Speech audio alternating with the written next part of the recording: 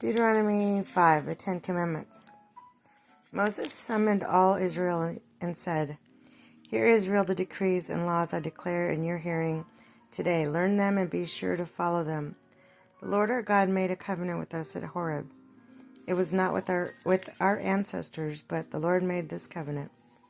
But with us, all of us who are alive here today, the Lord spoke to you face to face out of the fire on the mountain at the time I stood between the Lord and you to declare you the word of the Lord, because you were afraid of the fire and did not go up the mountain." He said,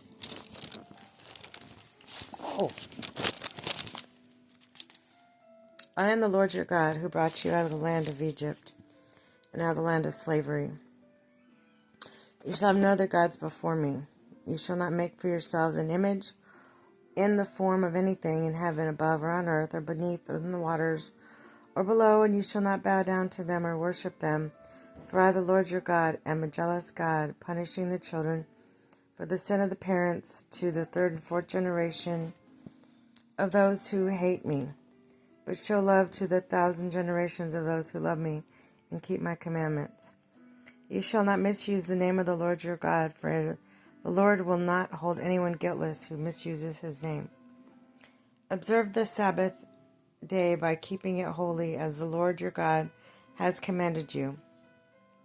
6 days you shall labor and do all your work, but the seventh day is Sabbath to the Lord your God.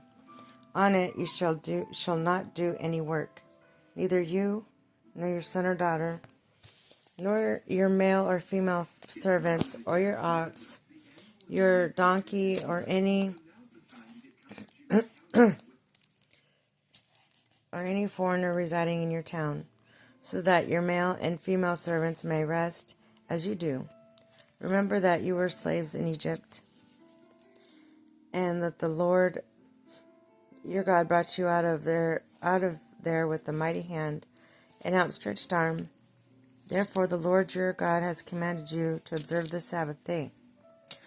Honor your father and your mother as the Lord your God has commanded, so that you may live long and that it may go well with you in the land the Lord your God has given you. You shall not murder.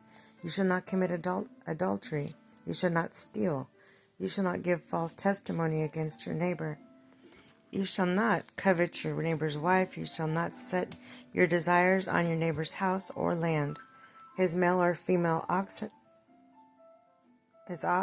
servant, or his ox, or his donkey, or anything that belongs to your neighbor. These are the commandments the Lord proclaimed in a loud voice to your whole assembly. There is the mountain from the fire, the cloud and deep darkness."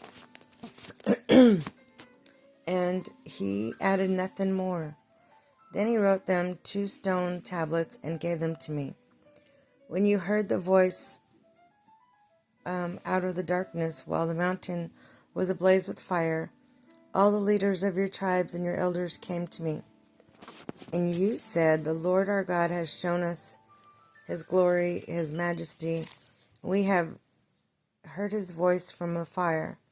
Today we have seen that a person can live even if God speaks with them.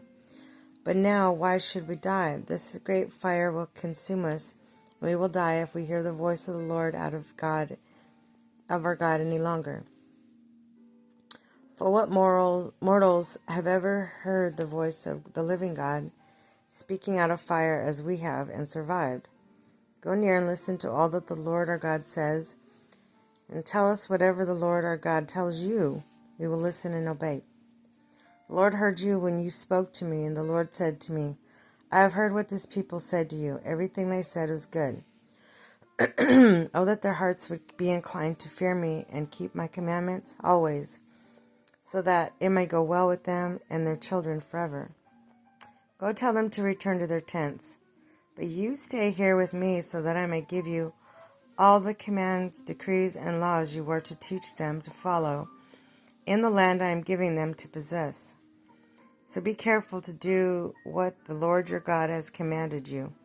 Do not turn aside to the right or to the left. Walk in obedience to all what the Lord your God has commanded you, so that you may live and prosper and prolong your days in the land that you will possess.